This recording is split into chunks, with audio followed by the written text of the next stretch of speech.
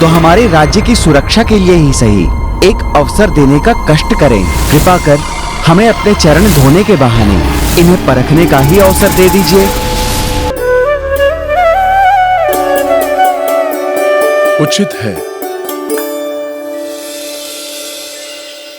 ये गाथा महाबली हनुमत की, रुचिकर लीला राम भगत की। जय जय जय रघुनंदन राम, जय जय जय महाबली हनुमान। नारायणपुर कपि पधारे, राजा कुशल मंगल आभारे। तो भाई उचित सत्कारे, हनुमत चरण सश्रद्धा पखारे। गाथा महाबली हनुमत की, रुचिकर लीला राम भगत की। जय जय जय रघुनंदन राम, जय जय जय महाबली हनुमान। जय जय जय रघुनंदन राम, जय जय जय महाबली हनुमान।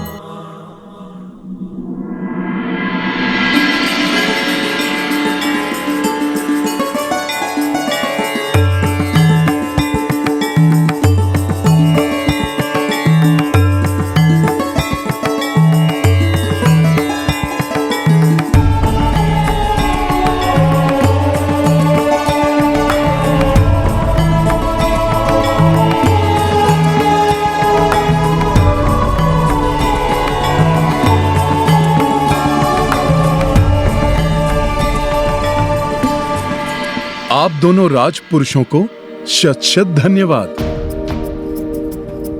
परंतु मैं राम काज पूर्ण किए बिना ये भोजन ग्रहण नहीं कर सकता, और इस कार्य में आप दोनों ही मेरी सहायता कर सकते हैं।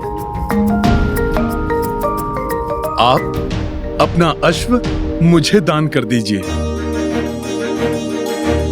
जिसे मैं सही समय पर अयोध्या पहुंचा सकूं और मेरे प्रभु श्री राम उचित मुहूर्त में अश्वमेध यज्ञ प्रारंभ कर सकें।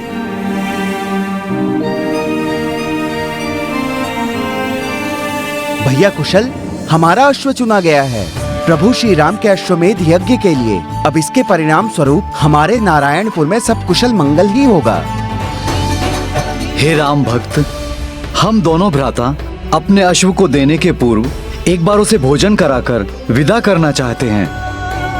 यदि आप हमें इतना समय दें तो हम कृतार्थ रहेंगे।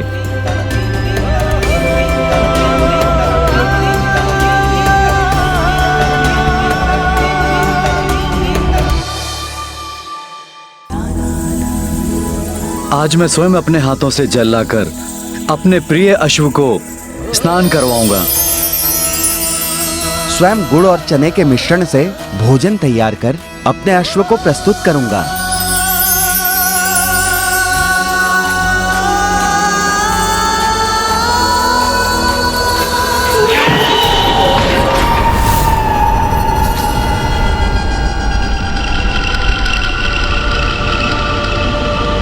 भ्राता, ये हम क्या कर रहे हैं? ये हम क्या कर रहे हैं? ये हमें नहीं करना चाहिए।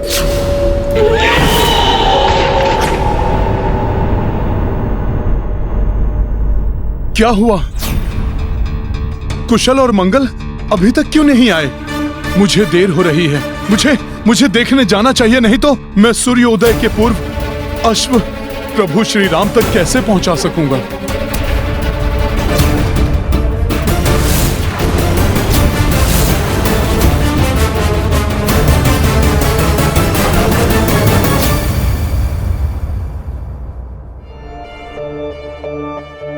यदि उन दोनों भ्राताओं को हनुमान के प्रति अटूट श्रद्धा है, तो अब तक हनुमान को अश्व के साथ लौट आना चाहिए था।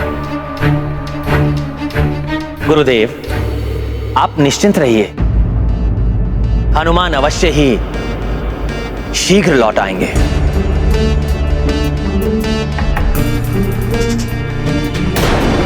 यदि हनुमान उन दोनों भाइयों से अश्व नहीं ला पाया तो कई वर्षों तक यज्ञ का मुहूर्त नहीं होगा।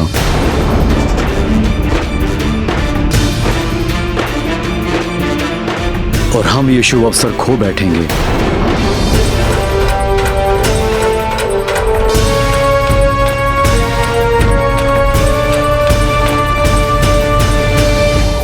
उस वानर को हम ये अश्व नहीं दे सकते। वो तो मुझे कोई बहरूपीय प्रतीत होता है। ये एक छलांग में समुद्र को लांघने वाले हनुमान नहीं हो सकते। हाँ, मुझे भी ऐसा ही प्रतीत होता है। हनुमान जी ने तो आवश्यकता पड़ने पर पर्वत उठा लिया था। यदि वो चाहते तो हमारे इस अश्व को बड़ी सरलता से यहाँ से उठा ले जा सकते थे। उन्हें हमसे मांगने की क्या आवश्यकता थी? शतानन की सेना को हनुमान जी ने तो पूंछ में लपेटकर उठा फेंका था। अगर वो चाहते तो इस अश्व को भी पूंछ में उठाकर ले जाते। हाँ हाँ, प्रभु श्री राम का नाम लेकर सभी का संकट हरने वाले हनुमान जी के लिए, राम कार्य के लिए इस अश्व को यहाँ से लेकर जाना कौन सी बड़ी बात है?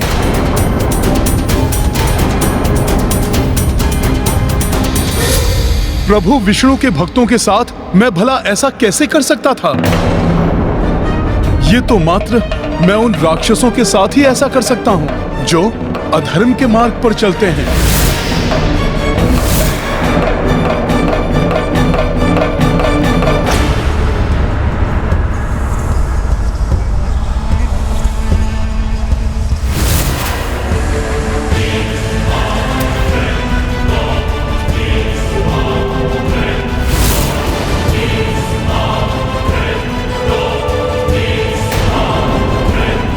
कौन हो तुम? ये क्या कह रहे हैं आप? किसने आने दिया इस वानर को यहाँ पर? बिना अनुमति के यहाँ आने का दुस्साहस कैसे किया तुमने? अभी तो आपने मेरा स्वागत किया था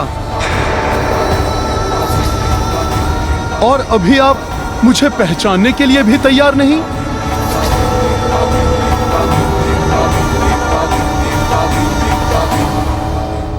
सैनिकों, पकड़ो इसे और बाहर निकालो इस बहरूपीय को।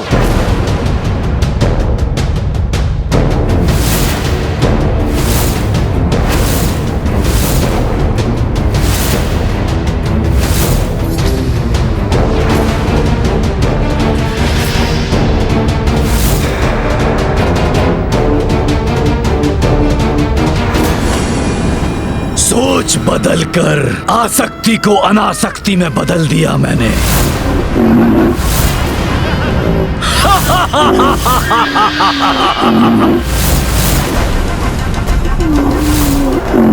बहुत चतुर है ये वानर, बहुत चतुर।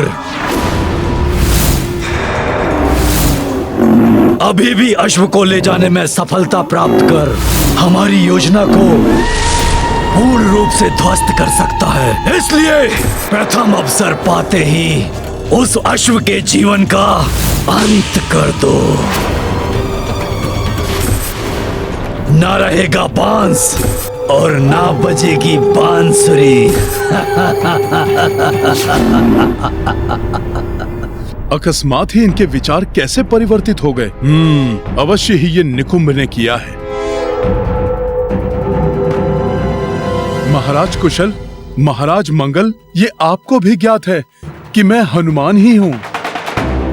राक्षस निकुंभ के प्रभाव में आकर आप दोनों मुझ पर अविश्वास कर रहे हैं। बस बस, बंद करो अपनी ये मनगढ़ंत बातें। अब और हम नहीं आने वाले तुम्हारी इन बातों में। ये बातें मनगढ़ंत नहीं हैं। निकुंभ अपनी मायावी शक्ति से किसी के भी विचारों को प्रभावित कर सकता है।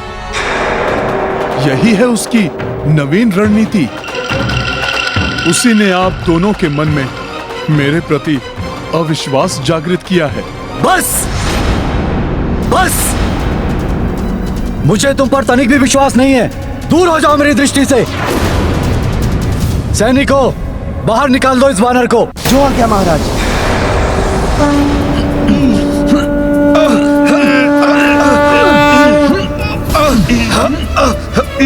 ये वानर तो बहुत शक्तिशाली है। ये वानर तो डर से मस नहीं हो रहा है। ये वानर तो शक्तिशाली है, अपने स्थान से हिल भी नहीं रहा। इसके भीतर जय श्री राम।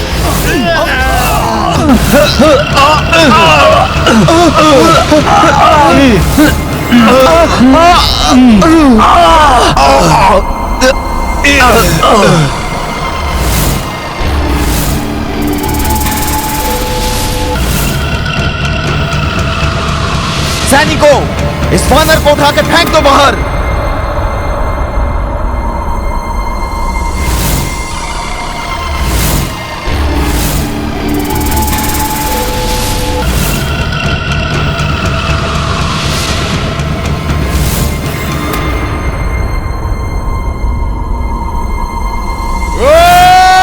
परंतु न्याय और धर्म के अनुसार ही लाना होगा। वो अश्व तुम्हें हरण कर, अन्यथा बलपूर्वक लाया गया अश्व यज्ञ के योग्य नहीं होगा।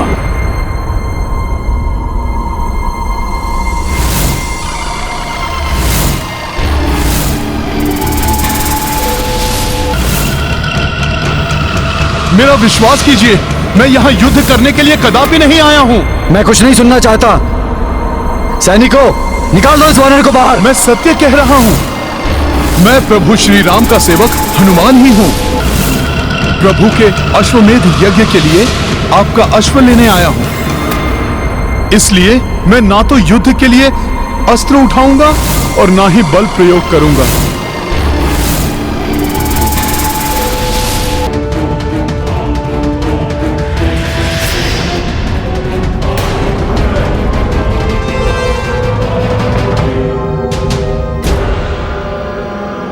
वो चतुर वानर भले ही इन भाइयों के मस्तिष्क को मेरे प्रभाव से मुक्त करा ले, परंतु मेरे महाबली पंचासुर उस अश्व का अंत कर देंगे। फिर कैसे होगा राम का अश्वमेध यज्ञ? नहीं होगा। पाप का विस्तार होगा, अधर्म की जय होगी।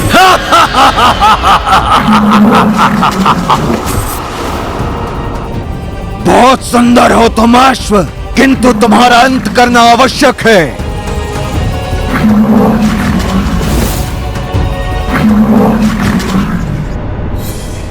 वानर इन भाइयों को अपने बात का विश्वास दिलाए, उसके पूर्व ही मुझे अपना कार्य करना होगा। हनुमान का वेश बनाकर हमें छलने आए हो? तुम्हें यह अश्व कदापि नहीं मिलेगा।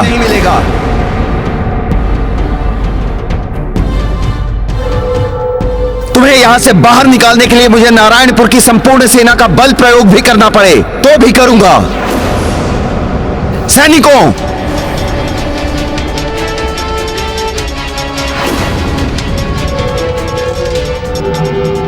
मैं अनायास ही दिव्य शक्तियों का प्रदर्शन नहीं करना चाहता था,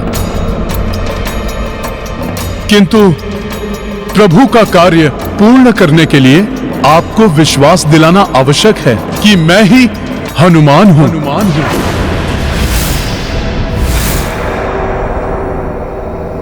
जय श्री राम।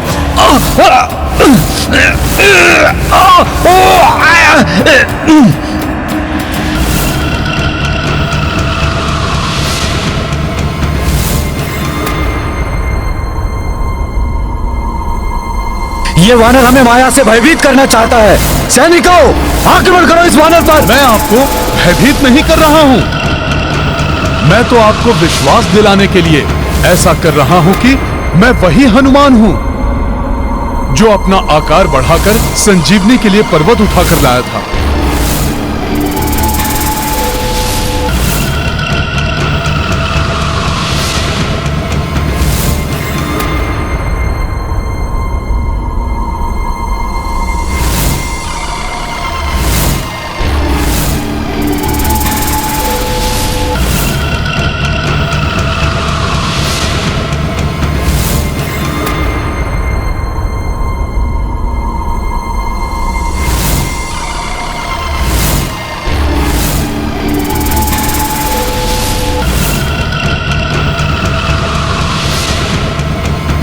इस प्रकार इसने तो हनुमान की भांति पर्वत ही उठा लिया।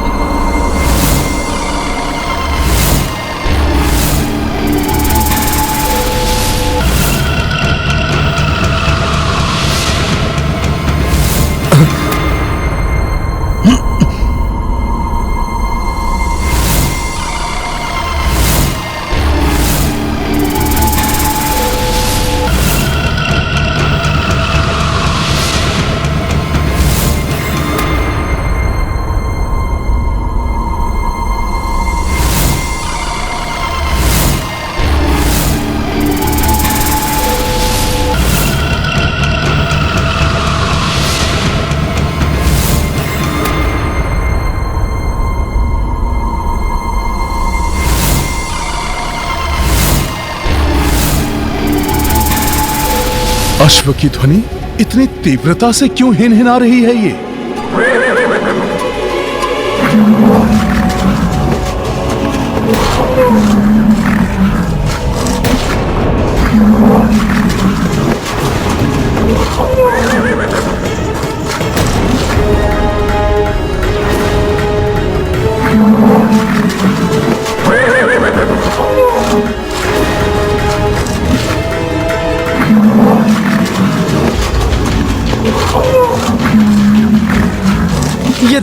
ये दानव कहां से आ गया?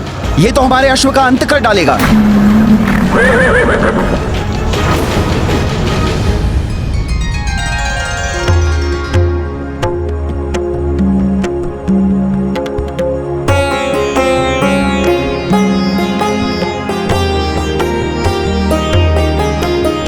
अश्व को वहां स्नान कराना है,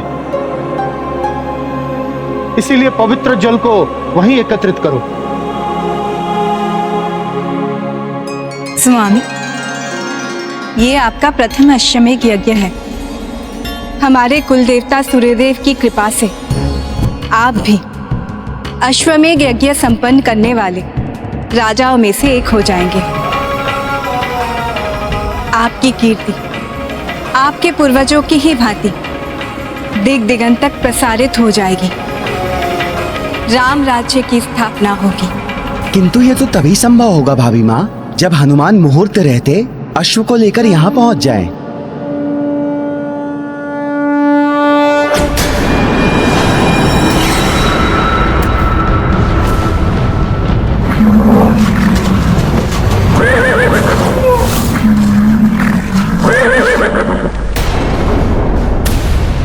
अच्छा, तो और भी दानव हैं यहाँ।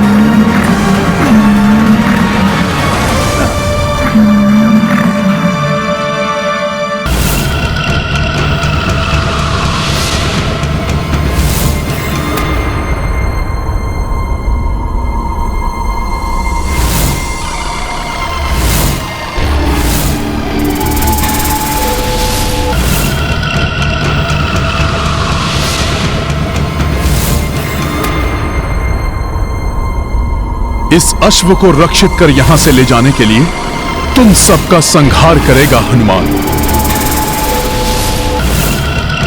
हमें क्षमा कर दीजिए हनुमान जी,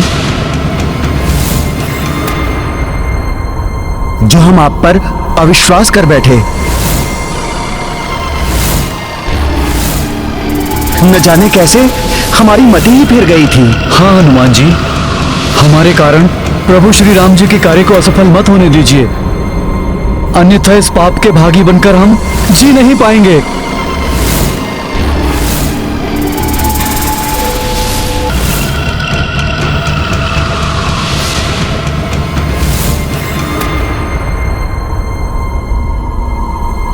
सूर्योदय होने को है, मुहूर्त के लिए अधिक समय शेष नहीं है। अब मुझे शीघ्र ही इन असुरों को समाप्त करके अश्व को समय रहते अयोध्या पहुंचाना होगा।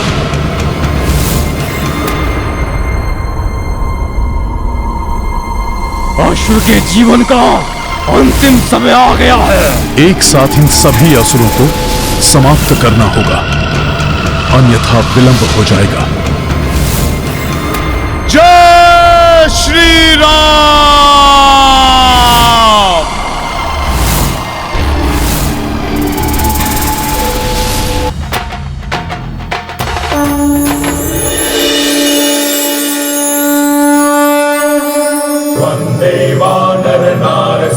खगरात् क्रोडाश्ववक्राञ्चितम् नानालङ्करणम् त्रिपञ्चनयनम् दैदीप्यमानम् ऋचा हस्ताब्जैः असिखेत पुस्तक सुधा कुम्भम् कुशाद्रिम् हलम् खट्वाङ्गम् फणिपूरुहम् दशभुजम् सर्वारि गर्वापहम्।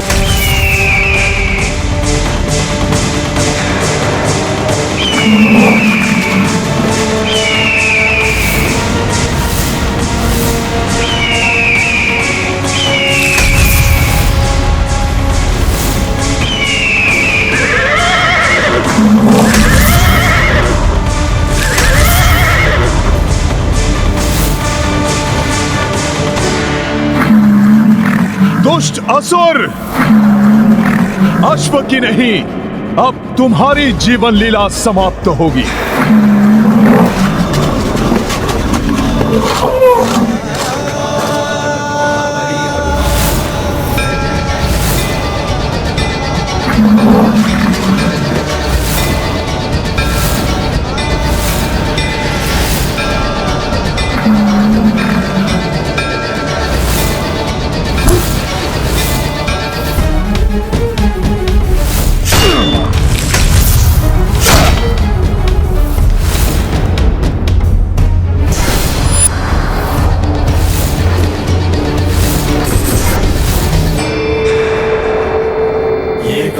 महाबली हनुमत की रुचिकर लीला राम भगत की जय जय जय रघुनंदन राम जय जय जय महाबली हनुमान।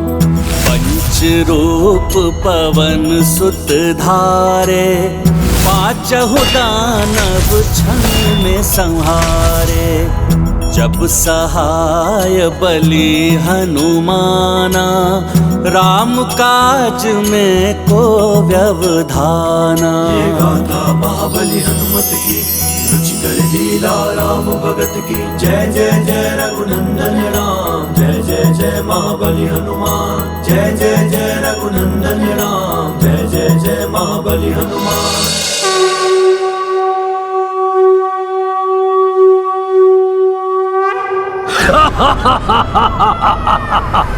आश्चर्य, मेरे महादानवों का वध कर दिया इसने, मेरे महादानवों का।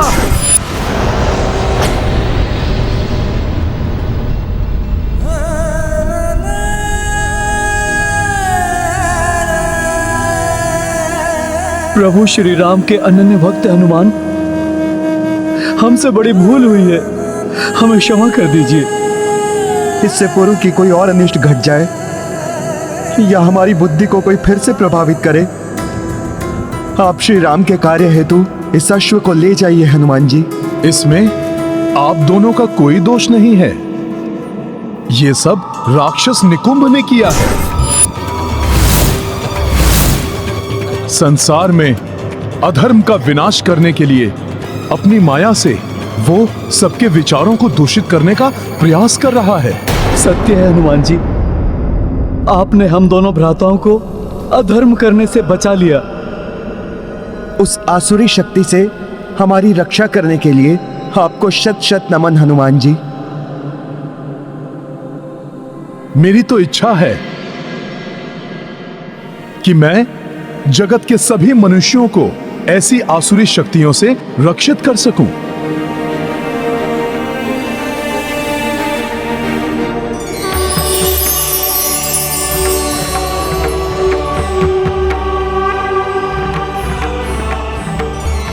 प्रणाम ब्रह्मदेव। हनुमान, तुम तो सदैव से ही सबके संकट मोचन रहे हो, तुम्हारी इच्छा अवश्य पूर्ण होगी। मैं सृष्टिकर्ता ब्रह्मा ये विधान करता हूँ कि अब से जिस भी घर एवं नगर के द्वार पर श्री राम का नाम लिखा होगा एवं तुम्हारे पंचमुखी रूप की प्रतिमा होगी, वहाँ कोई भी बुरी शक्ति या राक्षसी सोच प्रवेश नहीं कर पाएगी और तुम्हारी पंचमुखी प्रतिमा घर की 5 दिशाओं से रक्षा भी करेगी। जय श्री राम। ये गाथा महाबली हनुमत की, रुचिकर लीला राम भगत की। जय जय जय रघुनंदन राम, जय जय जय महाबली हनुमान। ब्रह्मा दिए हनुमत आसीसा, पंचमुखी महिमा हो विशेषा। नारायणपुर घर घर उभरा, पंचमुखी हनुमान का चित्रा। तत्पश्चात कपि सुनो भाई, अश्व हथेली लिए चढ़ाई। जन जन अरु राजा पर नामा, उड़ चले अवध दिशा हनुमाना। ये गाथा महाबली हनुमत की, रुचिकर लीला राम भगत की। जय जय जय रघुनंदन राम, जय जय जय महाबली हनुमान।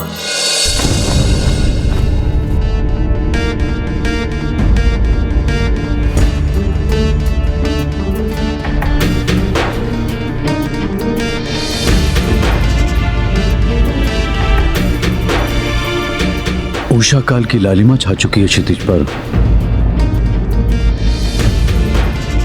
अब किसी भी क्षण सूर्यदेव की प्रथम रश्मि यहाँ की धरा को स्पर्श कर सकती है, और यदि इस क्षण के पूर्व भी हनुमान नहीं आ पाए तो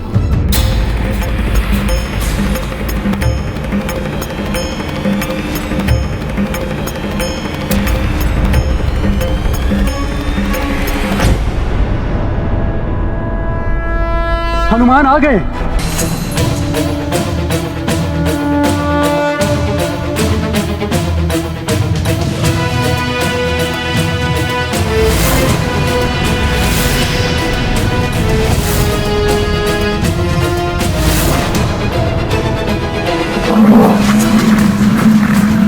सूर्यदेव की रश्मि तो धरा को स्पर्श करने वाली है।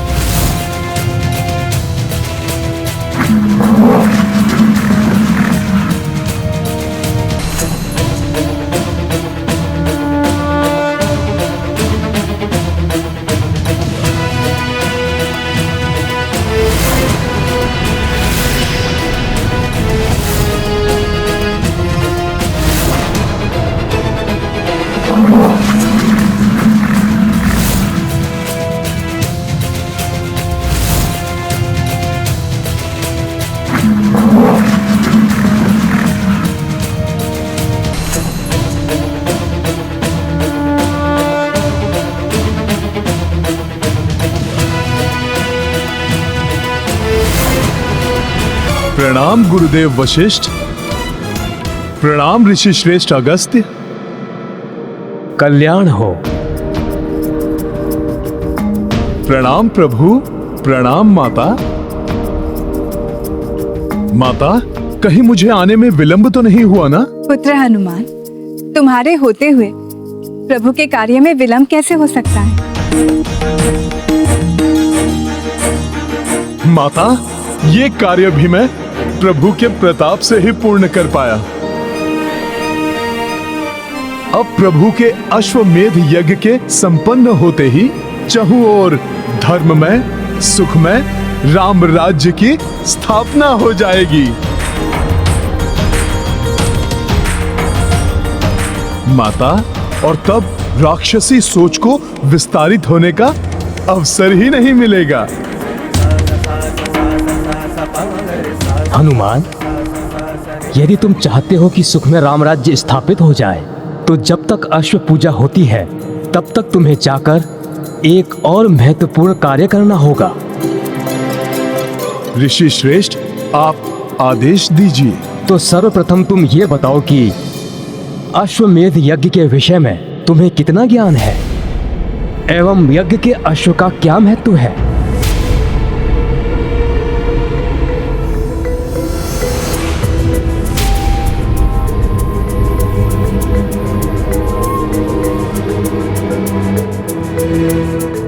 ऋषिवर, जहां तक मुझे ज्ञात है, राजा अपने साम्राज्य एवं प्रभुत्व को विस्तारित करता है। अश्व जिस राज्य से होकर निकलता है, उस राज्य के राजा को यज्ञ करने वाले राजा की अधीनता स्वीकार करनी होती है।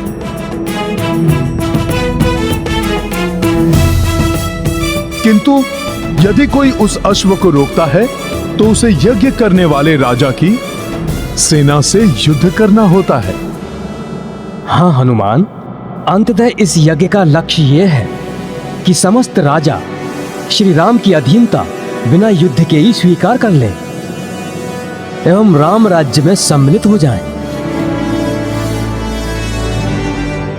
और यह तभी संभव हो सकता है हनुमान, जब स्वयं च्यवन ऋषि इस यज्ञ में भाग लें, क्योंकि वो उन महान ऋषियों में से एक हैं जो महातेजस्वी हैं, जिनके तप में अतुलनीय शक्ति है। ओम नमः शिवाय, ओम नमः शिवाय, ओम नमः शिवाय। च्यवन ऋषि के तपोबल से बड़े बड़े महाबली राजा भी थरथर कांपते हैं। उन्होंने अपने तप के प्रताप से इंद्रदेव को भी बंदी बना लिया था। आसुरी शक्ति एवं निशाचरी सोच वाले तो इनसे कोसों दूर ही रहते हैं। इस प्रकार श्री राम एवं तुम्हारे नाम के साथ ऋषि च्यवन का नाम मात्र जुड़ जाने से ही उनके तप का सम्मान करते हुए अनेकों भूपाल अश्व को नहीं रोकेंगे और बिना युद्ध किए ही प्रभु श्री राम के राज्य को स्वीकार कर लेंगे।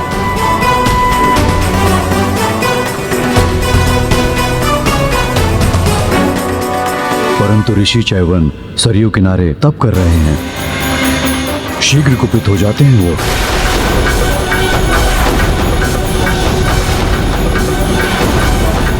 छोटी सी बात पर कठोर से कठोर श्राप दे सकते हैं।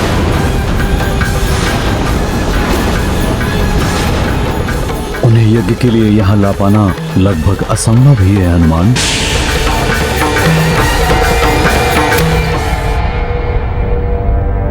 गुरुवर, प्रभु का कार्य है, प्रयास तो करना ही होगा मुझे।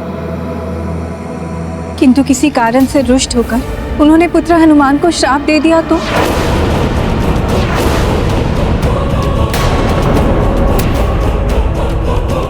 माता, आप चिंता मत कीजिए, मैं ऐसा नहीं होने दूंगा।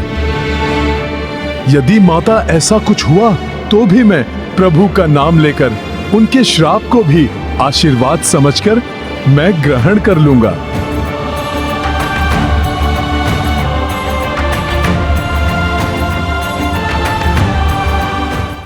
माता, किंतु मैं ऋषि च्यवन को लेकर अवश्य आऊंगा।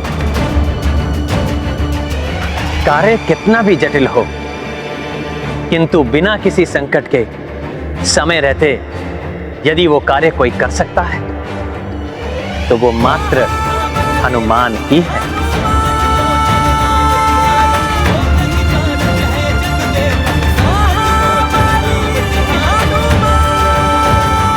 प्रभु, मुझ पर आपका ये विश्वास ही मेरी शक्ति है। अब इस कार्य को सफल होने से कोई नहीं रोक सकता।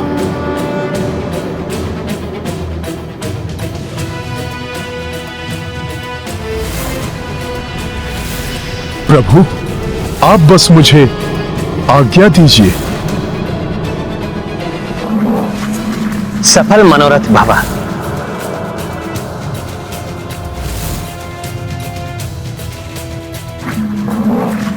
प्रणाम गुरुदेव। आयुष्मान भव। कल्याण हो।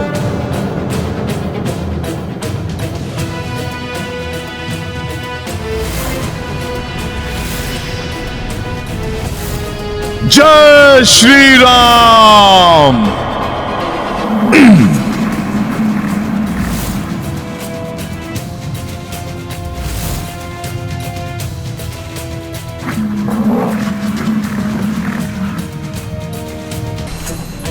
वानर वानर वानर या!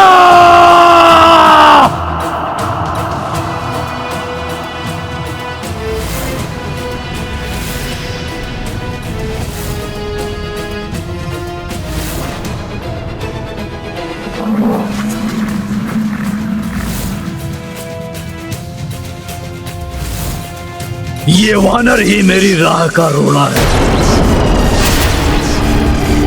अश्व को अयोध्या पहुंचाया और अब चैवन ऋषि को लाने चल दिया।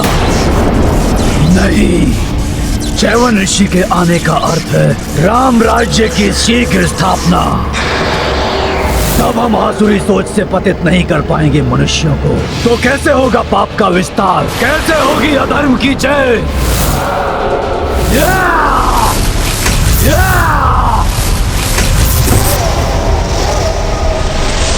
यज्ञ को किसी भी मूल्य पर सफल नहीं होने दूंगा मैं।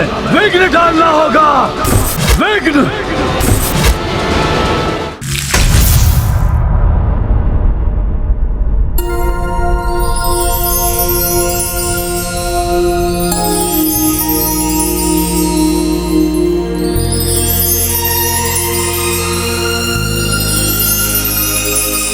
कैसी सात्विक ऊर्जा उपस्थित है यहाँ चहुओर। ओम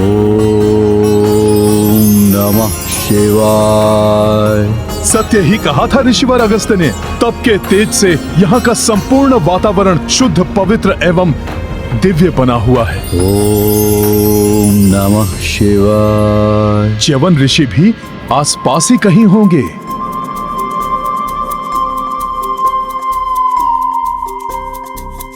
ओम नमः शिवाय। ये ऋषिवर च्यवन कहाँ है? ओम नमः शिवाय।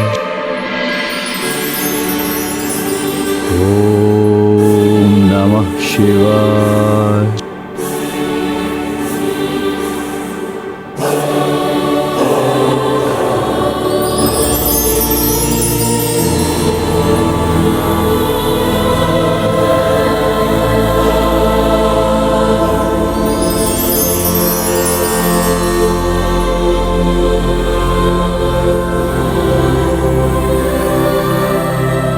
तप का ऐसा अद्भुत एवं विचित्र तेज, ऋषिवर च्यवन भी इतने युवा, आश्चर्य है।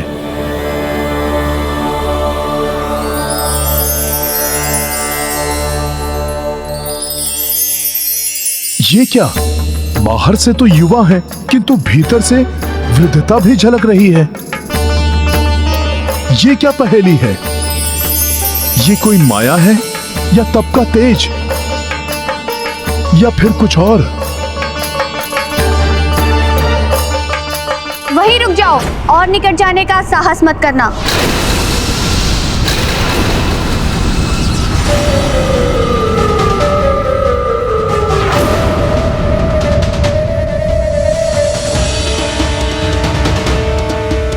अब तृण भर भी आगे बढ़े तो तुम्हें ऋषिवर के प्रलयकारी कोप का भागी बनना पड़ेगा। कौन हो तुम? प्रणाम माता। मैं प्रभु श्री राम का सेवक हनुमान हूं। मैं ऋषिवर के तप में विघ्न नहीं डालूंगा, किंतु प्रभु श्री राम के अश्वमेध यज्ञ के लिए मुझे शीघ्र ही ऋषिवर को अयोध्या लेकर जाना है। उसके लिए तो तुम्हें ऋषिवर के मंत्र जाप के संपन्न होने तक प्रतीक्षा करनी होगी।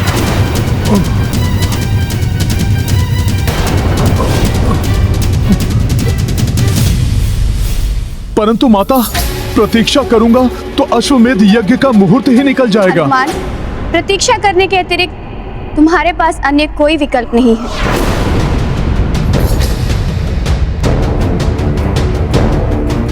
ओम नमः शिवाय।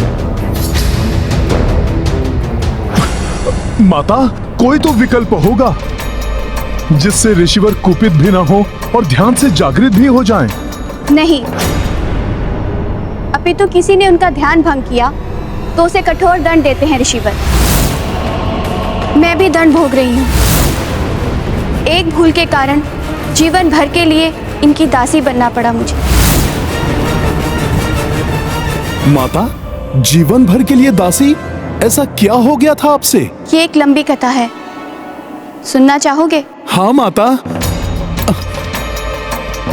किंतु नहीं माता, समय बहुत अल्प शेष है। आज मैं कथा के लिए क्षमा चाहता हूँ। माता, अभी तो मुझे ऋषिवर को ध्यान से जागृत करने के लिए कोई उपाय ढूंढना होगा।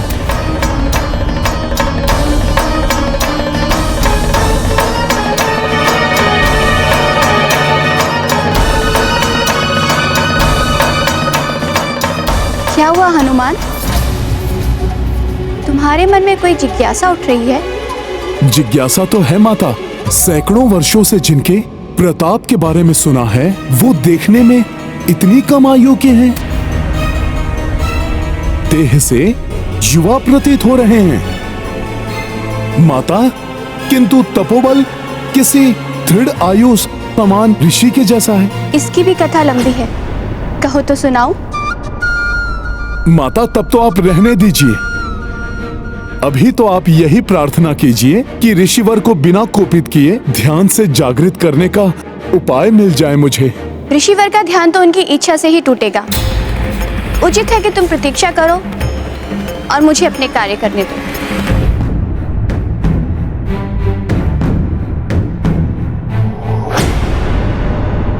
ये तो बड़ी ही दुविधा उत्पन्न हो गई। प्रतीक्षा करूंगा तो मुहूर्त निकल जाएगा, और यदि ऋषिवर का तप भंग हुआ तो अनिष्ट हो जाएगा। क्या करूं मैं?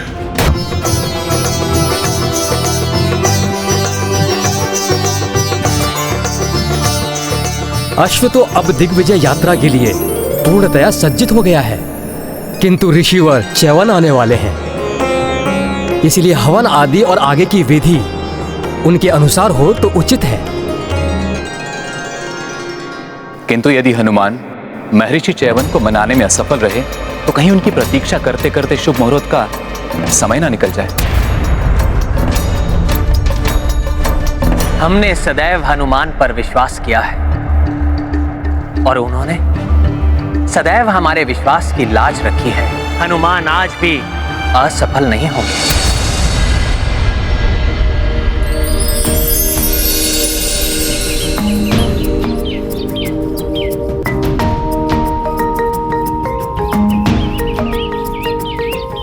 तो तुम कथा सुनना चाहते हो?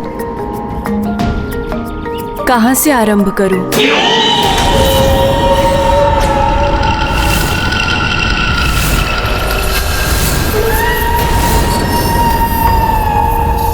कोई और भी है यहाँ हमारे आसपास? कहीं राक्षस निकुंभ तो नहीं यहाँ पहुंच गया?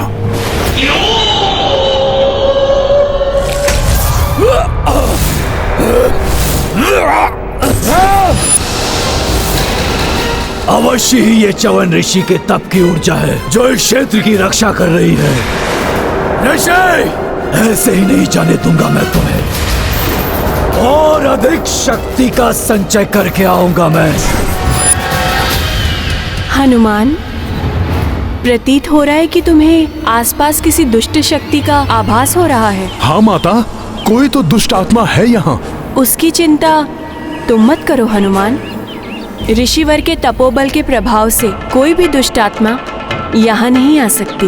तब तो ऋषिवर के विषय में जानना बहुत आवश्यक है मेरे लिए। कदाचित मेरी समस्या का हल वहीं से निकल आए। उचित है हनुमान। तो सुनो, बहुत समय पूर्व की बात है। ऋषिवर च्यवन कठोर तप में लीन थे। दिन बीते, मास बीते और फिर वर्ष।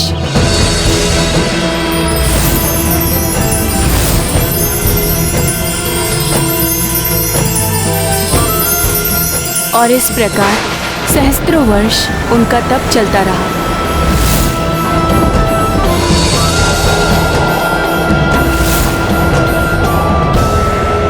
समय के साथ ही उनके तप का तेज इतना अधिक बढ़ गया था कि उनके नेत्रों से प्रज्वलित ऊर्जा निकलने लगी।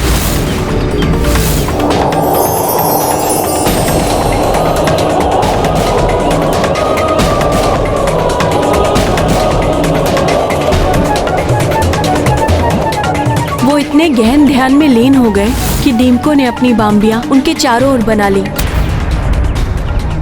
फिर भी उनकी तपस्या अनवरत चलती रही। उनके तप की तरंगे संपूर्ण वातावरण को प्रभावित कर रही थी। उनके नेत्रों से निकलने वाली प्रज्वलित ऊर्जा बांबी के छिद्रों से बाहर निकलकर कौतूहल जगा रही थी।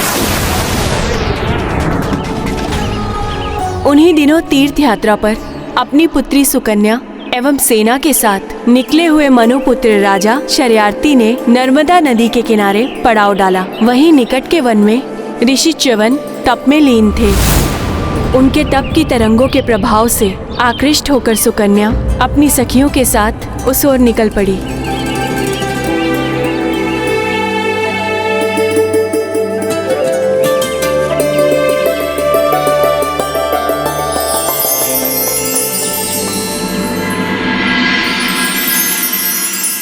शीघ्र ही राजकुमारी सुकन्या च्यवन ऋषि की देह पर बनी हुई बाम्बियों के निकट पहुंच गई और उनके 2 छिद्रों से निकलते हुए प्रकाश को देखकर उसका कौतूहल और बढ़ गया।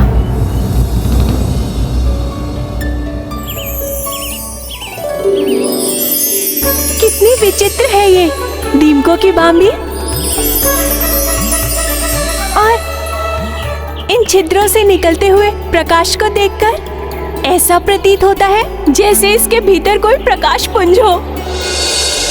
मैं देखती हूँ कि ये प्रकाश पुंज है क्या।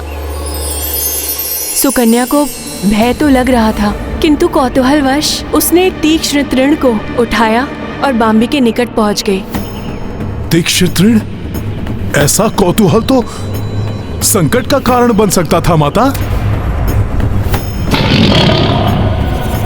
हाँ हनुमान, सत्य से अनभिज्ञ राजकुमारी। सुकन्या ने कौतूहलवश उस तीक्ष्ण तृण को बाम्बी के छिद्र में ढोक दिया। माता, कौतूहल तो वैसे अच्छा है, क्योंकि कौतूहल ही नवीन ज्ञान अर्जित करने के लिए प्रेरित करता है।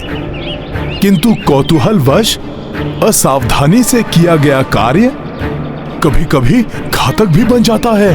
हाँ हनुमान, जैसे ही उसने तृण बाहर निकाला उसे छिद्र से रक्त बहता हुआ दिखाई दिया। भयाक्रांत हो गई वो। उसे विश्वास ही नहीं हो रहा था कि वो ऐसी भूल कर बैठी है। तभी एक घायल ऋषिवर को बाम्बी से निकलते हुए देखकर भयभीत सुकन्या अपनी सखियों के संग वहाँ से भाग निकली। राजकुमारी सुकन्या, ये तो कोई ऋषि है, चलिए यहाँ से। ऋषिवर का क्रोध अपने चरम पर था। राजकुमारी सुकन्या, मेरी सहस्त्रों वर्षों की तपस्या भंग कर दी तुमने, और ये संसार देखता रह गया। इस अपकृत्य का दंड तुम ही नहीं, समस्त सृष्टि भोगेगी। नष्ट कर दूंगा मैं सब कुछ, कोई नहीं बचेगा मेरे कोप से।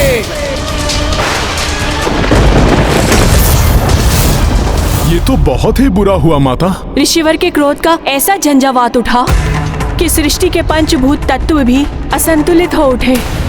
वायु महाप्रचंड वेग से सब कुछ उड़ाने लगी।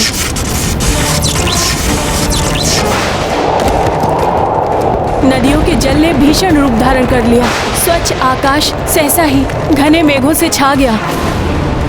वेग की आंधियों ने श्वास लेना दुर्भर कर दिया था। अतः कोई गिरकर अचेत हो रहा था तो कोई प्रचंड वायु में उड़ रहा था। ये धूल भरी आंधी, सांस लेना भी कठिन हो रहा है। ऋषिवर के क्रोध से चारों ओर विनाश लीला आरंभ हो गई। सुकन्या ने अपने पिता से जाकर सब कुछ बता दिया। स्तब्ध रह गए थे महाराज शर्याती। वायु के थपेड़ों में धूल भरी आंधियों का सामना करते हुए वे किसी प्रकार ऋषिवर के पास जा पहुंचे।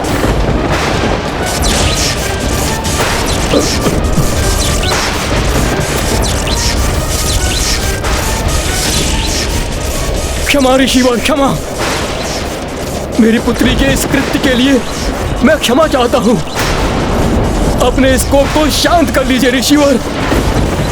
प्रकृति असंतुलित हो चुकी है। शांत हो जाइए ऋषिवर, शांत हो जाइए। महाराज शर्याती की क्षमा याचना का ऋषि के कोप पर कोई प्रभाव नहीं पड़ा और उसे देखकर सुकन्या भी उनके चरणों में गिर पड़ी। सृष्टि में प्रलय की स्थिति उत्पन्न हो रही है ऋषिवर। भूलवश हुए अपराध का इतना बड़ा दंड मत दीजिए सृष्टि को।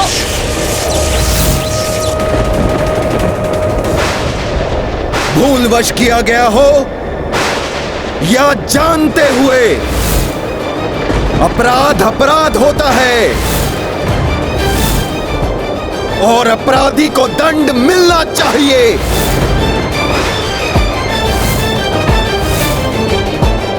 तो मुझे दंड दीजिए, अपराध मुझसे हुआ है। मैं इसके प्रायश्चित के लिए प्रस्तुत हूँ ऋषिवर। तुम करोगी प्रायश्चित?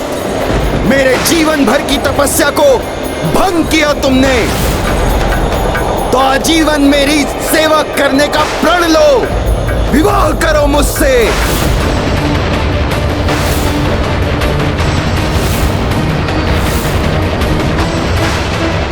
नहीं नहीं, मेरी पुत्री सुकुमारी है और आप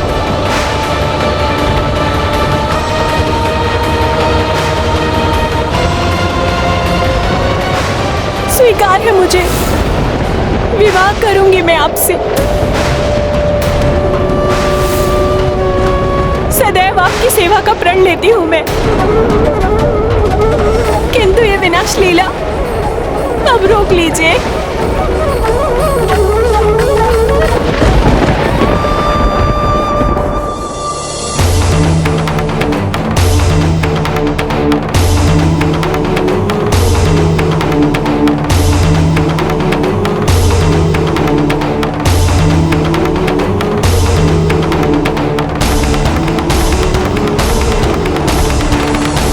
ये तो अनुचित था माता। फिर क्या हुआ?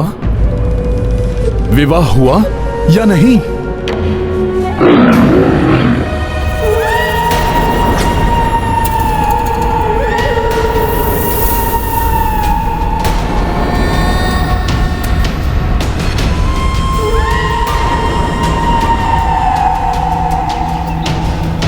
ये ध्वनि अवश्य ही कोई तो है यहां।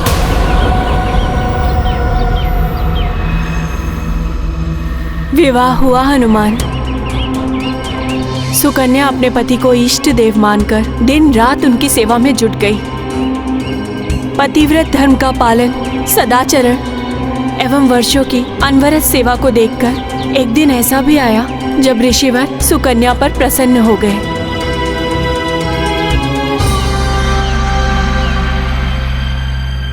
सुकन्या, तुमने श्रेष्ठ धर्म पालन एवं निस्वार्थ सेवा से मुझे प्रसन्न कर दिया, किंतु मुझे दुख है, मैंने तुम्हें ऐसा दंड दिया जो कोई भी सुकुमारी स्वीकार नहीं करती। तुम सुंदर तरुणी और मैं एक नेत्र वाला कृशकाय वृद्ध। किसी प्रकार मेरा नेत्र मुझे वापस मिल जाता, मेरी युवा अवस्था लौट आती, तो मैं तुम्हें वो सुख दे पाता जो तुमने मुझे अपनी सेवा से दिया है। ऐसा संभव है ऋषिवर? प्रणाम ऋषिवर। प्रणाम माते। आप? मैं अश्विनी कुमार हूं ऋषिवर, पिताश्री सूर्यदेव और माता प्रभा का पुत्र। चिकित्सा विज्ञान एवं औषधीय शास्त्र से परिपूर्ण आयुर्वेद का विशेषज्ञ हूं मैं आपको ऐसी औषधि प्रदान कर सकता हूं जिससे आपका एक नेत्र एवं आपका यौवन लौट आएगा और आप मुझसे भी अधिक सुंदर और हृष्टपुष्ट दिखाई देने लगेंगे। किंतु प्रतिफल स्वरूप पहले आपको यज्ञ में अन्य देवताओं की भांति मेरे लिए भी हविष्य अर्पण करना होगा, जिससे कि मैं भी देवताओं की पंक्ति में बैठने का अधिकारी बन सकूं।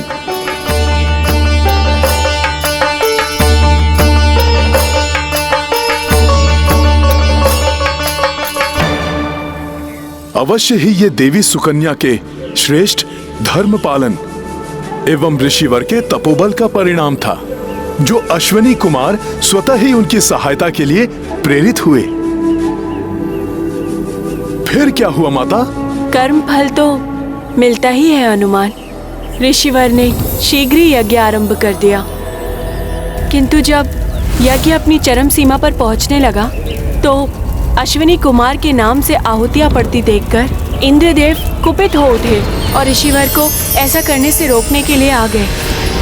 ओम अश्विनी कुमाराय नमः। रुक जाइए ऋषिवर, आप अश्विनी कुमार को हम देवताओं के समान अधिकार एवं पद कैसे दे सकते हैं? ओम अश्विनी कुमाराय नमः। यदि आप नहीं रुके ऋषिवर, तो हमें बल प्रयोग करना पड़ेगा। ओम अश्विनी कुमाराय नमः।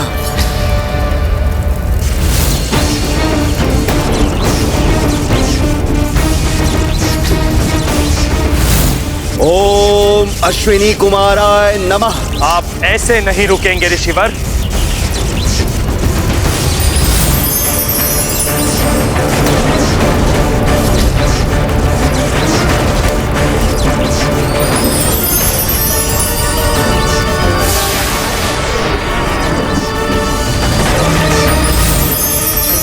नहीं ऋषिवर, रुक जाइए ऋषिवर।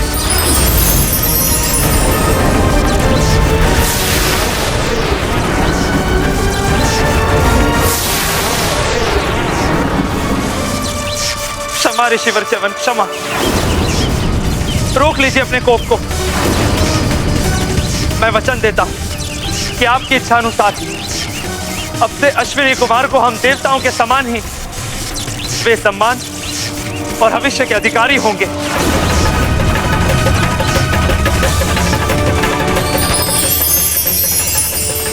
शांत हो जाइए ऋषिवर, क्षमा कर दीजिए इंद्रदेव जी को।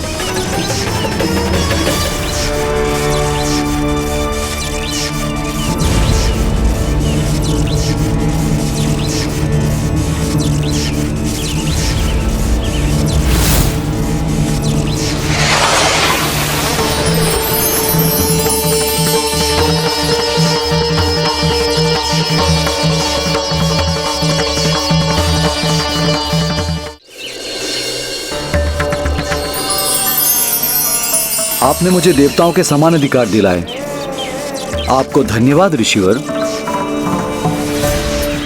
अब आप ये औषधि स्वीकार कीजिए। इसके सेवन से आपकी दृष्टि लौट आएगी और आप पुनः युवावस्था को प्राप्त हो जाएंगे।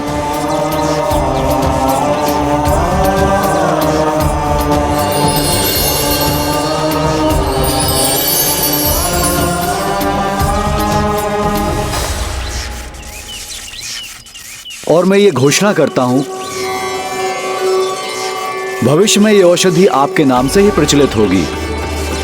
च्यवनप्राश के ही नाम से सब इसे जानेंगे।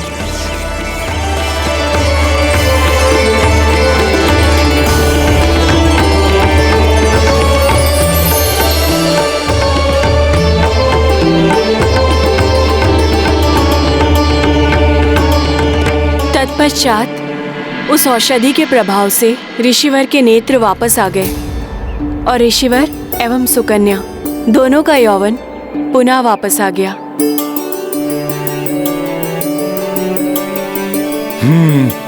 मैं पहचान गया माता, आप ही राजकुमारी सुकन्या है ना?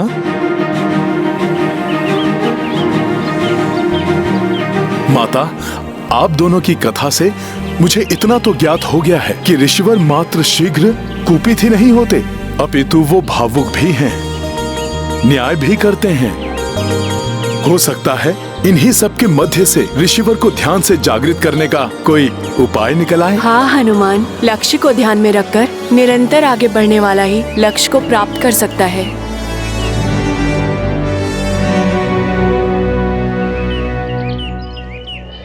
माता, कथा सुनते सुनते हम यहाँ कब पहुँच गए ज्ञात ही नहीं हुआ।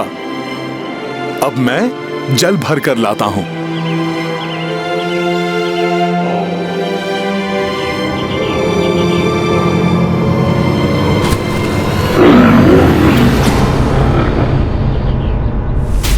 कहीं कोई दिखाई नहीं दे रहा है।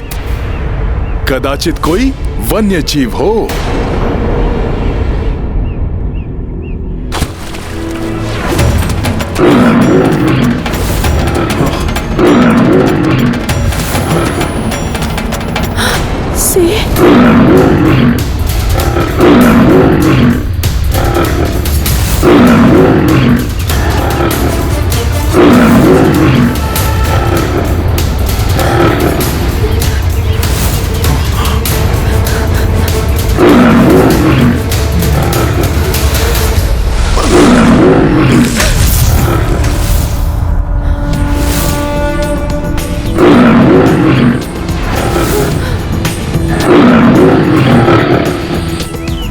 भयभीत होने की कोई आवश्यकता नहीं है माता।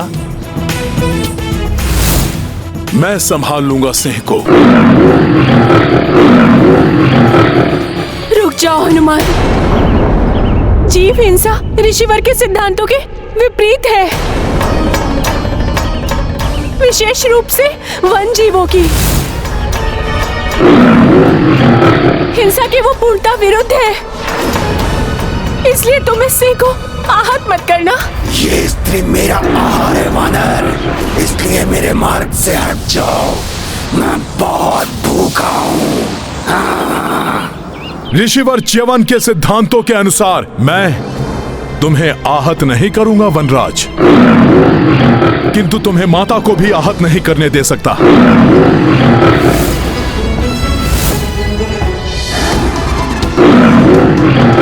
हनुमान, मैं तो इस सिंह का स्वाभाविक आहार हूँ, इसलिए इसे रोकना उचित नहीं है।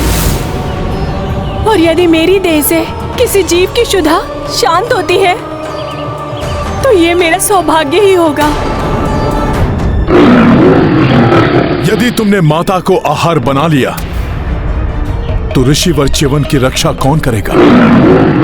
उन्हीं के सिद्धांतों के कारण तुम सब वन्य जीव इस वन में सुरक्षित रहते हो, इसलिए उचित होगा कि तुम लौट जाओ। वानर, ये तो विधि का विधान है कि हम सिंह किसी को भी अपना आहार बना सकते हैं। यदि तुम इस स्त्री को बचाना चाहते हो तो उसके स्थान पर तुम्हें मेरा आहार बनना स्वीकार करना होगा। ये तो सत्य ही है कि ईश्वर ने सिंह को आखेट करके ही उदर पोषण का अधिकार दिया है। क्या सोच रहे हो वानर? मेरा आहार बनो, अन्यथा मेरे मार्ग से हट जाओ। ये तो विचित्र दुविधा उत्पन्न हो गई है। यदि मैं स्वयं को प्रस्तुत करूं तो प्रभु का कार्य अपूर्ण रह जाएगा, और यदि मैंने सिंह का प्रस्ताव स्वीकार नहीं किया तो माता की रक्षा नहीं हो पाएगी। संकट मोचन समना कोई, महाबली हनुमत की रुचिकर लीला राम भगत। जय जय जय रघुनंदन राम, जय जय जय महाबली हनुमान।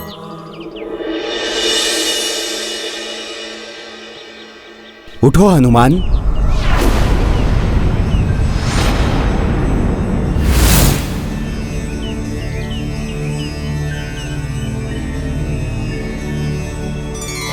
तुम्हारी परीक्षा लेने हेतु मैंने ही सिंह का रूप धरा था। हनुमान, मैं तुम्हारी धर्मपरायणता और परमार्थ के प्रति निष्ठा देखकर अत्यंत प्रसन्न हुआ। प्रणाम ऋषिवर। कल्याण हो हनुमान। कहो, क्या इच्छा है तुम्हारी? क्या वरदान दूं मैं तुम्हें? मेरे लिए तो यही सबसे बड़ा वरदान होगा ऋषिवर कि आप मेरे साथ अयोध्या चलें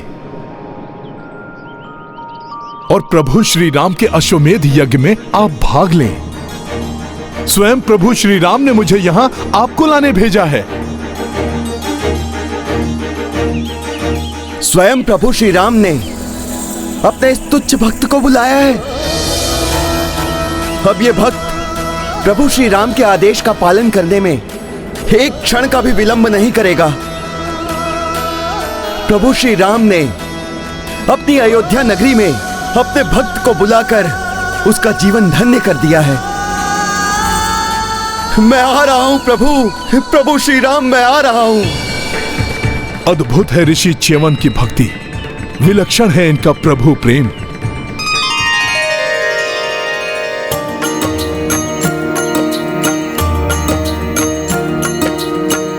भक्त ही भक्ति रस पहचाने, भक्त ही दूजे भक्त को जाने।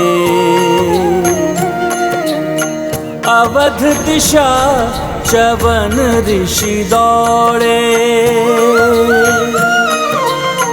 कंटक पत्थर कोई न रोके।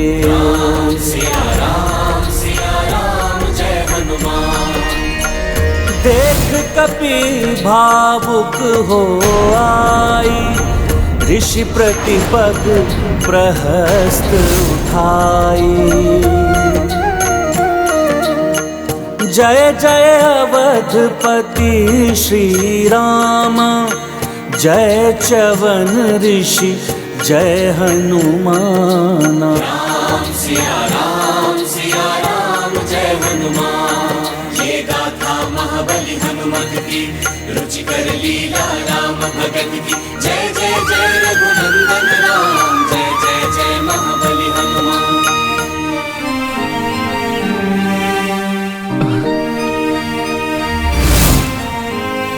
क्या हुआ ऋषिवर, आप रुक क्यों गए? तुम क्लांत हो गए हनुमान। कब तक इस प्रकार मेरे पांव के नीचे अपने हाथ रखकर मुझे कष्ट पहुंचने से सुरक्षित रखोगे?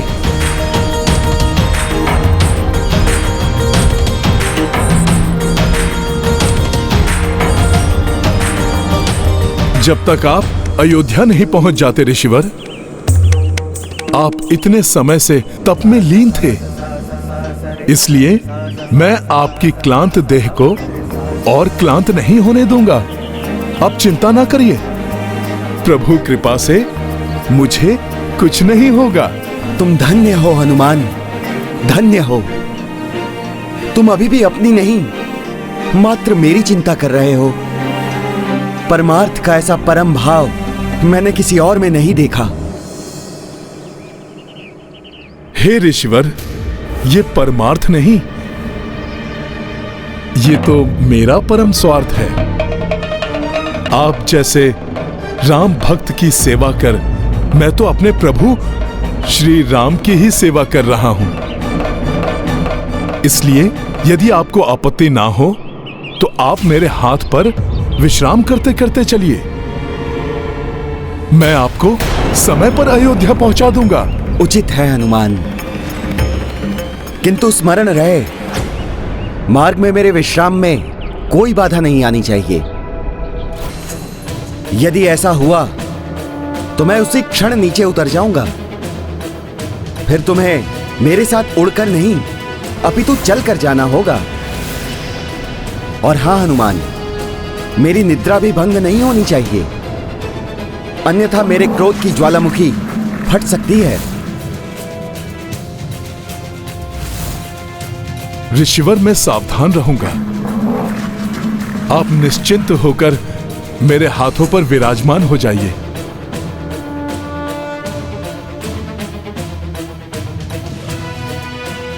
जय श्री राम।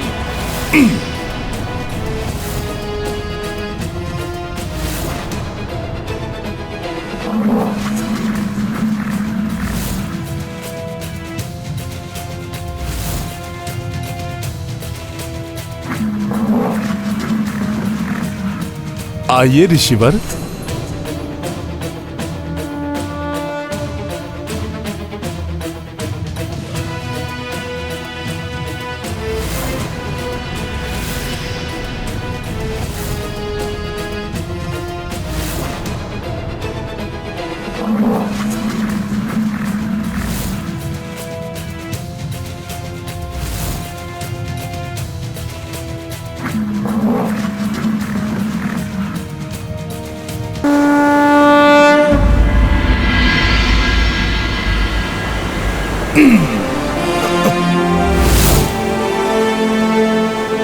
यदि उड़कर गया तो कहीं विश्राम करते हुए निद्रा में ऋषिवर की पकड़ ढीली पड़ गई तो वो गिर सकते हैं। इसलिए मुझे चलकर ही जाना चाहिए। जय श्री राम।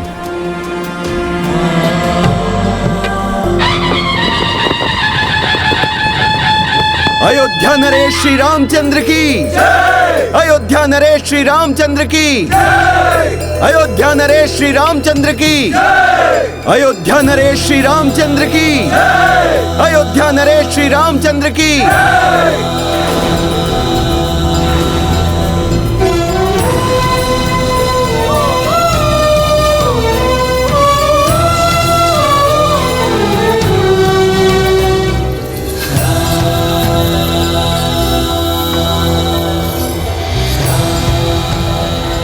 दूर से अनेकों ऋषि मुनि, राजा महाराजा एवं अन्य अतिथि पधार चुके हैं।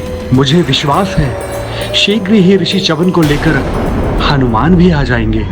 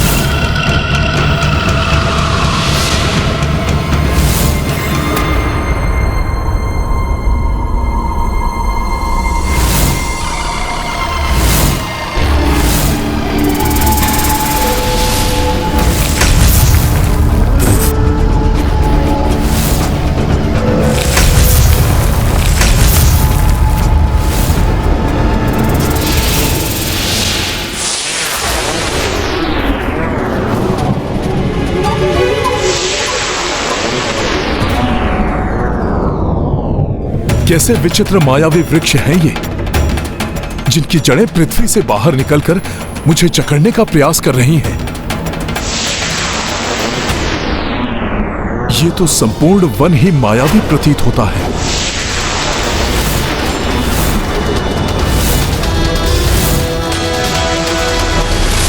इस प्रकार तो ऋषिवर की निद्रा भंग हो सकती है। फिर उनका क्रोध जागृत हुआ तो अनर्थ हो जाएगा। मार्ग में मेरे विश्राम में कोई बाधा नहीं आनी चाहिए। यदि ऐसा हुआ तो मैं उसी क्षण नीचे उतर जाऊंगा। और हाँ हनुमान, मेरी निद्रा भी भंग नहीं होनी चाहिए, अन्यथा मेरे क्रोध की ज्वालामुखी फट सकती है।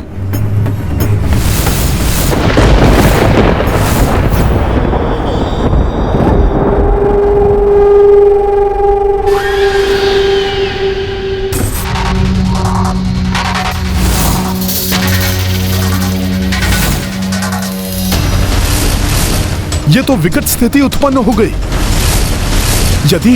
यदि मैं झटक कर इन जड़ों को अपने पांव से मुक्त करता हूं तो ऋषिवर की निद्रा भंग होने की संभावना है। और यदि मेरे पांव मुक्त ना हो तो आगे ही नहीं बढ़ पाऊंगा मैं। फंस गया मरकट मेरे मायावी जाल में।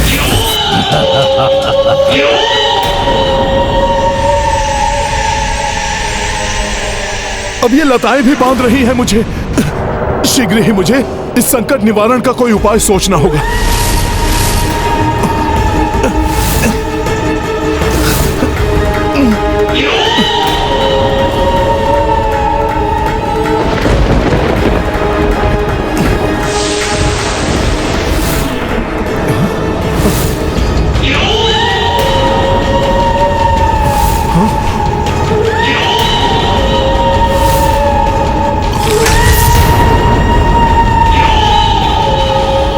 आसुरी आकृति कहां से उत्पन्न हो गई?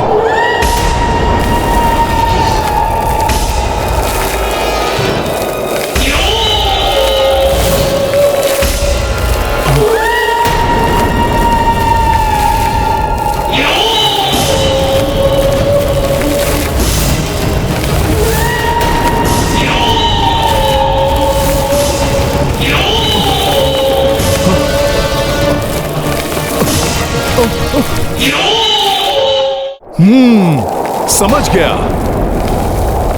ये कोई आसुरी चाल है। ऋषिवर के विश्राम को भंग कर उनके कोप को जागृत करने की, जिससे कि वो मुझे ही दंड दे दे और मैं उन्हें अयोध्या तक न ले जा सकूं। किंतु मैं ऐसा कदापि नहीं होने दूंगा।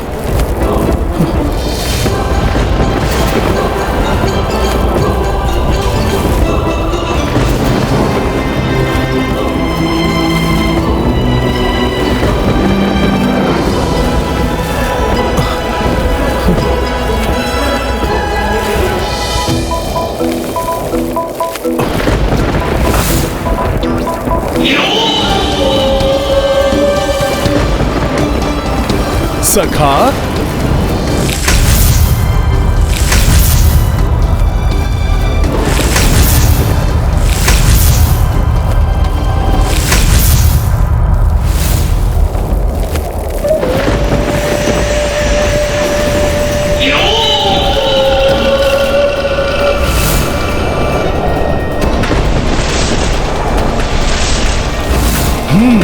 तो ये उपाय है इस दुष्ट के मुख को बंद करने का।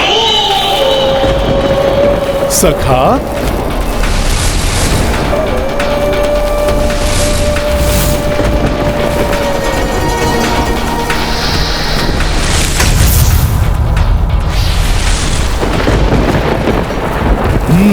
इस आसुरी मुखाकृति से तो छुटकारा प्राप्त हुआ।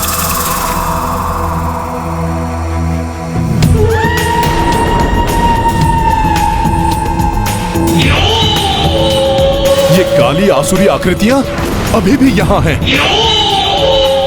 अर्थात अभी संकट दूर नहीं हुआ है।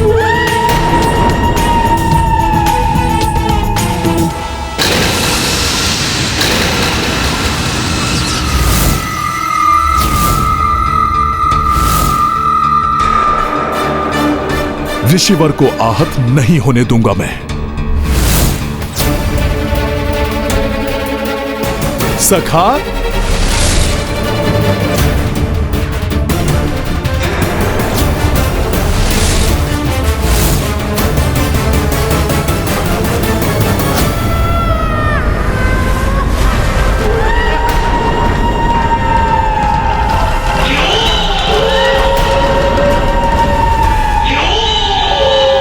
इस प्रकार आगे बढ़ने में तो अपार संकट है।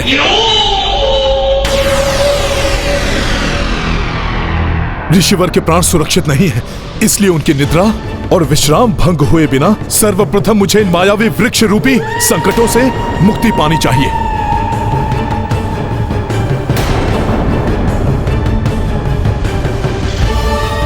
सोच सोच कर भली भांति सोचा हुआ वार करता हूँ मैं मरकाट। ये मत सोचना कि विफल हो गया निकुंभ, मेरी योजना अवश्य सफल होगी मरकाट।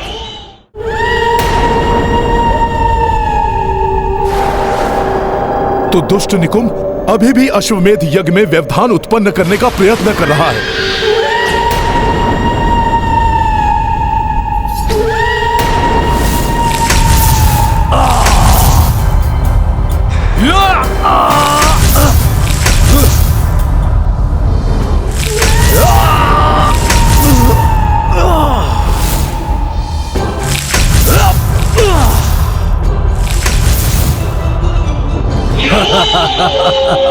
चिंतित है मरकट, होने दो चिंतित, परंतु कुछ नहीं कर पाएगा।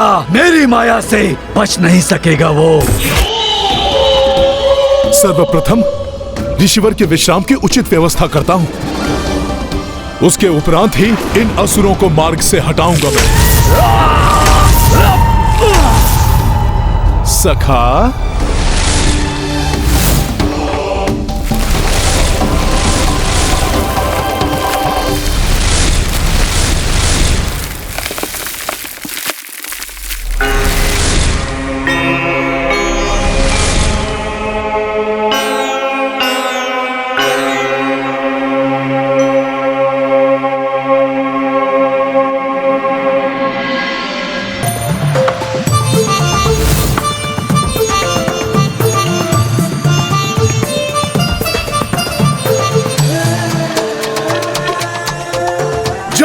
श्री राम।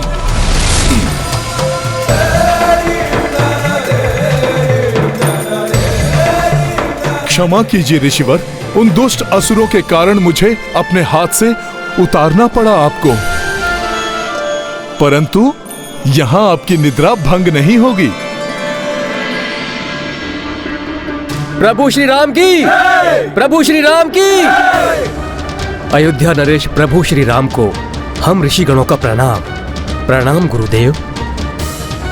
प्रभु, हम सब भी आपके इस महायज्ञ में सम्मिलित होने आए हैं। राम राज्य की स्थापना के लिए की जाने वाली इस अश्वमेध यज्ञ का साक्षी बनना हमारा परम सौभाग्य होगा। स्वागत है। धन्यवाद प्रभु। अब इन दुष्ट असुरों के आक्रमण करते ही इन्हें नष्ट कर दूंगा मैं।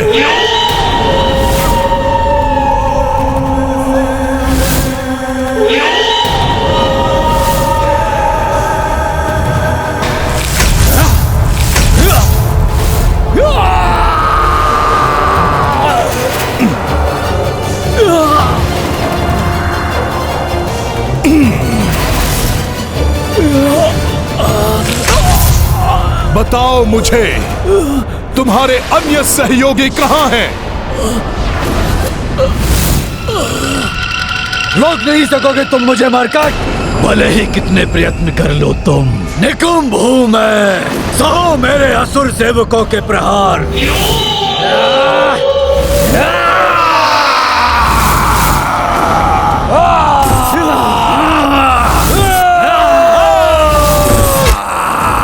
तो ये संपूर्ण सेना है यहाँ।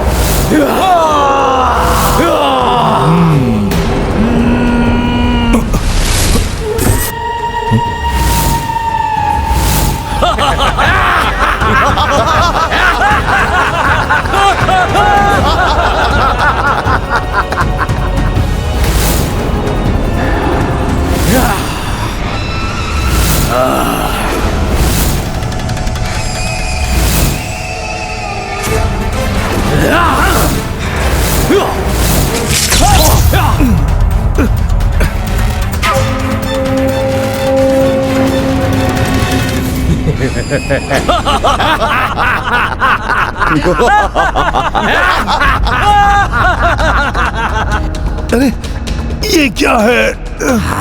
मेरी दृष्टि बाधित कर दी इन मायावी कड़ों ने।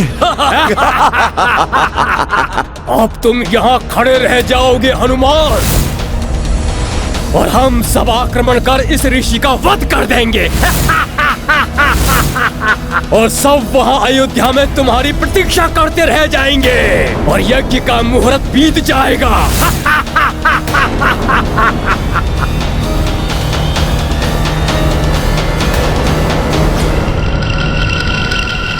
यज्ञ के लिए अश्व विधिवत रूप से तैयार है। अन्य सभी प्रबंध हो चुके हैं, किंतु हमारे पास समय शेष नहीं है।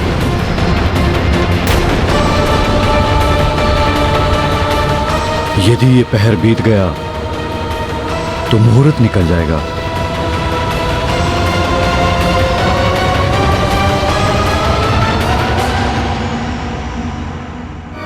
कहाँ है हनुमान?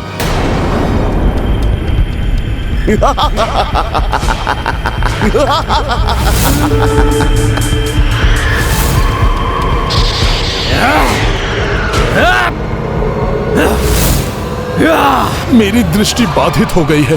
कहीं ये दुष्ट राक्षस ऋषिवर की निद्रा ना भंग कर दें। यदि ऐसा हुआ तो अनर्थ ही हो जाएगा।